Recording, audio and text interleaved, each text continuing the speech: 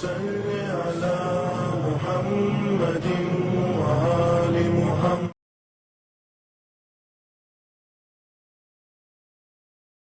اعوذ باللہ من الشیطان الرجیم. بسم اللہ الرحمن الرحیم. الحمد للہ رب العالمین والصلاة والسلام. اما بعد فقد قال اللہ سبحانہ الکریم وقولہ الحق واصدق الصادقین. بسم اللہ الرحمن الرحیم. ان اللہ یحب الذین یقاتلون فی سبیلہ صفا کأنہم بنیان مرصوص. آج یہ دوسرا ایپیسوڈ کہ اصحاب امام حسین علیہ الصلوۃ والسلام اور ان کی خصوصیات کے عنوان سے یہ ایپیسوڈز چل رہے ہیں جو آپ کی خدمت میں پیش کیے جا رہے ہیں. کل میں نے اس بات کے اوپر سب سے پہلے میں اس آیت کا ترجمہ کر دوں اپنے محترم ناظرین کے لیے کہ پروردگار عالم ارشاد فرما رہا ہے کہ ان اللہ یحب الذین یقاتلون فی سبیلہ صفا، کہ اللہ تعالیٰ اس لشکر کو دوست رکھتا ہے جو اللہ کے راہ میں جہاد کر رہے ہوں اس طریقے سے کہ کأنہم بنیان مرصوص، جیسے سیسا پلائی ہوئی دیوار، یعنی ثابت قدم ہو کر، یعنی محکم ہو کر. یعنی اب ان کے اندر کوئی ایسا نہیں ہے، نہ ڈر ہے کسی چیز کا، نہ خوف ہے، نہ لالچ ہے، نہ ہراس ہے، کچھ بھی نہیں ہے. وہ صرف اور صرف ان کی نگاہ میں خداوند عالم ہے اور اسی خداوند عالم کے لیے وہ جہاد کر رہے ہیں، یعنی اللہ کی راہ میں وہ جہاد کر رہے ہیں. کل میں نے یہاں پہ بات ختم کی تھی کہ جناب موسیٰ علیہ الصلوۃ والسلام کا لشکر اس آیت کے ذیل میں نہیں شمار ہوتا، نہ جناب عیسیٰ علیہ الصلوۃ والسلام کا لشکر اس آیت کے ذیل میں شمار ہوتا ہے، اور نہ ہی جناب طالوت کا لشکر مصداق بنتا ہے. اس کے بعد کئی انبیاء کا تذکرہ کیا ہے قرآن نے، اور پھر ہم زیادہ اس میں وقت نہیں گزارنا چاہتے. اس کے بعد رسول اسلام کا لشکر آئیے دیکھتے ہیں کیا وہ شمار ہوتا ہے یا نہیں ہوتا ہے. رسول نے جو سب سے پہلے جنگ لڑی ہے جنگ بدر ہے. جب جنگ بدر میں مسلمان اور کفار کے درمیان جب جنگ ہوئی تو مسلمانوں نے 70 کافروں کو اور نامور کافروں کو اس دنیا سے رخصت کیا اور ہلاک کیا اور ان کو فی النار کیا، جس میں سے 35 مولا متقیان علی ابن ابی طالب کی تلوار سے تنہا مرے ہوئے تھے اور قتل ہوئے تھے، اور 35 میں امام علی علیہ السلام کی نصرت شامل تھی جن کو صحابہ کرام نے قتل کیا تھا. اس میں علی علیہ السلام کی نصرت شامل تھی. جب یہ جنگ ہو گئی تو پروردگار عالم نے آیت نازل کی. یہ ساری باتیں قرآنی ہیں، کوئی روایت کی نہیں ہے، کوئی احادیث کی نہیں ہے کہ آپ کہہ دیں کہ نہیں یہ آپ نے کہاں سے لائے. قرآن کی آیت آئی کہ امر حق کے واضح ہو جانے کے بعد، جب امر حق آ گیا تو اس کے بعد کیا کرنے لگے؟ یہ آپ سے راستے میں لڑائی کرنے لگے، جھگڑا کرنے لگے. تو آپ یہ بتائیے یہ بد تہذیب بے ادب لشکر کیا اس آیت کا مصداق بنے گا؟ ہرگز نہیں بن سکتا. یہ لشکر ہرگز نہیں بن سکتا. پھر آئیے، لہذا وہ لوگوں کی بات کر رہا ہے اللہ. پھر میں بتا دوں میں اپنے ناظرین کو کہ ایک فرد کے بارے میں گفتگو نہیں کر رہا ہے قرآن، ایک دو چار لوگوں کے لیے بارے میں گفتگو نہیں کر رہا ہے کہ جنگ نہیں، پورا لشکر ایسا ہے جو اللہ کی راہ میں جہاد کر رہا ہے، اور اس طریقے سے کأنہم بنیان مرصوص، کہ سیسا پلائی ہوئی دیوار، ثابت قدم، کہ ان کو کوئی جھروکا، کوئی ہلانے والی شے نہیں ہے. ان کے دل میں کسی طریقے کا کوئی لالچ نہیں، کوئی خوف نہیں، کوئی ہراس نہیں ہے. پھر اس کے بعد دوسری جنگ ہے جنگ احد. جنگ احد میں کیا ہوا کہ رسول نے کہہ دیا کہ آپ کو یہ پہاڑی کو نہیں چھوڑنا ہے، درے کو نہیں چھوڑنا ہے. 50 تیر انداز کو کہہ دیا جنگ جیت جائیں ہم یا ہار جائیں، لیکن وہاں سے تمہیں نہیں ہٹنا ہے.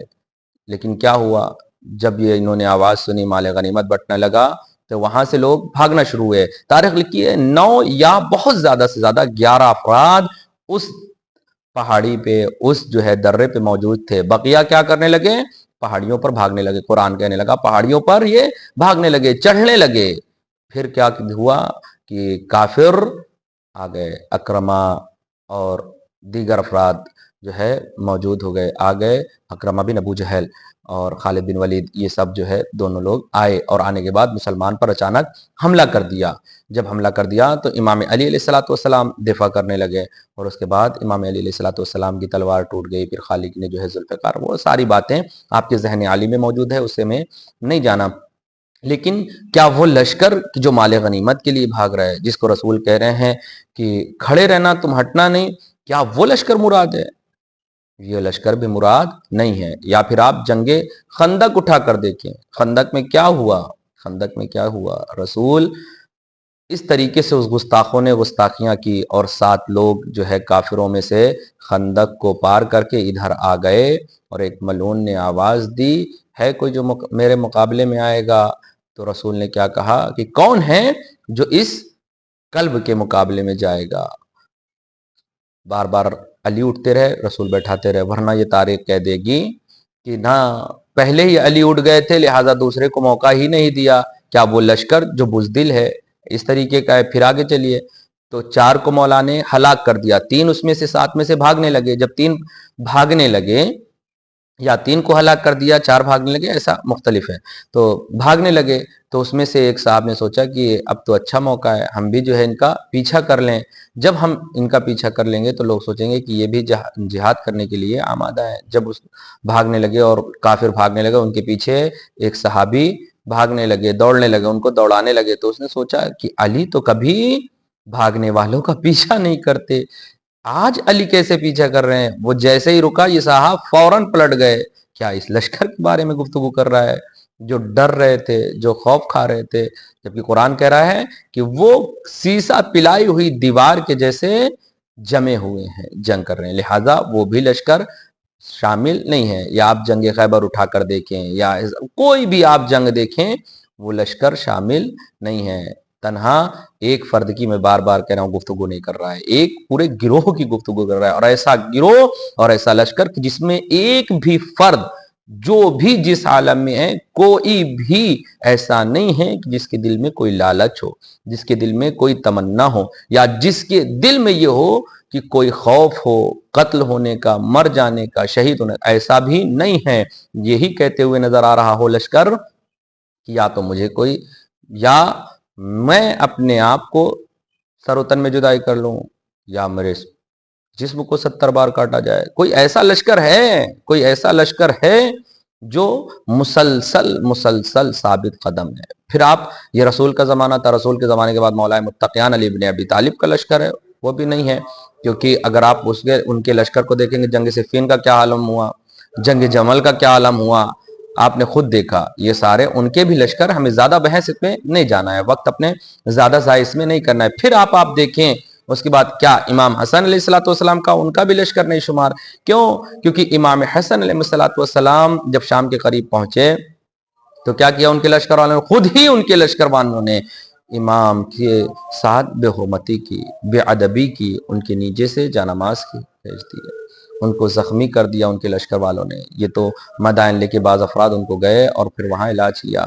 کوئی ایسا لشکر ہے؟ اب آئیے کربلا میں، جس کے بارے میں شاید گفتگو جب کربلا میں آئیں گے تب وہ آپ کو سمجھ میں آئے گا کہ ایک صحابی کہہ رہا تھا، ایک حسین اپنے صحابیوں سے کہہ رہے تھے چلے جاؤ، یہ میرے دشمن ہیں، یہ میرے خون کے پیاسے ہیں، ان سے میرا مقابلہ ہے، تم لوگ چلے جاؤ، لیکن کوئی نہ گیا۔ اور یہ بھی کہہ رہے تھے کہ نہیں، نہ وہ جنت کے لیے بھی نہیں لڑ رہے تھے، جبکہ امام حسین نے کہا میں جنت کا تمہارے ضامن ہوں، میں جنت کا تمہارے ضامن ہوں، تم جس کو چاہتے ہو لے کر چلے جاؤ، ایک دوسرے کا ہاتھ پکڑو چلے جاؤ۔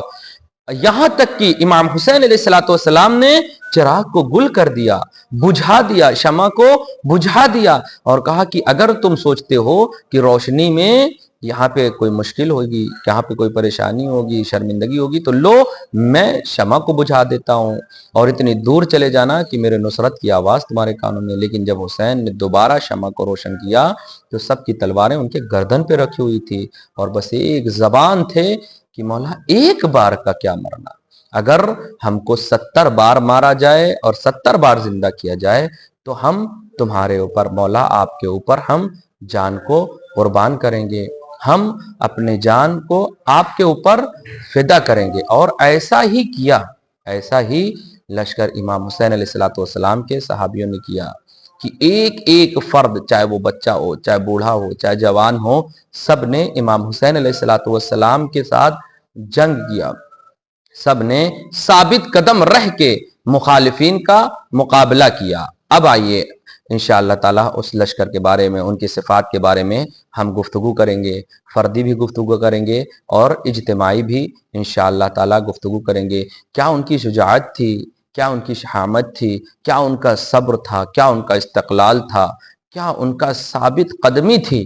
ایک ایک فرد کو دیکھیے آپ، کوئی ہل نہیں رہا تھا، کوئی جا نہیں رہا تھا، بھوکے تھے، پیاسے تھے، لیکن امام حسین علیہ السلام پر جان دینے کے لیے قربان تھے، ان کے ساتھ مرنے کے لیے، ان کے ساتھ شہید ہونے کے لیے قربان تھے۔ اور ایک بات یاد رکھیے گا، امام حسین علیہ السلام کے جتنے بھی صحابی تھے، جو بھی کربلا کے میدان میں شہید ہوئے، اور دیگر صحابیوں میں ایک بات کا فرق ہے، ایک بات کا فرق ہے۔ کیوں امام حسین علیہ السلام کو کہنا پڑا؟ امام حسین علیہ السلام کہہ رہے تھے جیسے میرے صحابی ہیں، مجھے صحابی ملے، میرے نانا کو نہیں ملے، نہ میرے نانا رسول کو ملے، نہ میرے بابا علی کو ملے، نہ میرے بھائی حسن کو ملے۔ صرف فرق اتنا تھا کہ وہ لوگ بلاتے رہے کہ آؤ میرے ساتھ، آؤ میرے ساتھ جنگ کرو، آؤ جنگ کرو، لیکن امام حسین علیہ السلام ان کو کہتے رہے جاؤ، چلے جاؤ، چلے جاؤ، یہ میرے جان کے دشمن ہیں۔ لیکن یہ ان میں سے کوئی ایک نہ گیا۔ بتانا یہ چاہتے ہیں کہ وہ اور تھے جو لالچ میں تھے، جو مال غنیمت کی جن کو لالچ تھی، جن کو اقتدار کی لالچ تھی۔ ہمیں تو صرف اور صرف اللہ اور حسین کے خاطر ہم میدان میں آئے ہیں۔ اور ایک بات، دوسری بات، آپ اگر غور کریں اور فکر کریں تو امام حسین علیہ السلام کے شہداء میں، ان کے صحابی میں کوئی ایک مذہب کا نہیں تھا کہ سارے کے سارے شیعہ رہے ہوں، یا ایک شہر کا نہیں تھا۔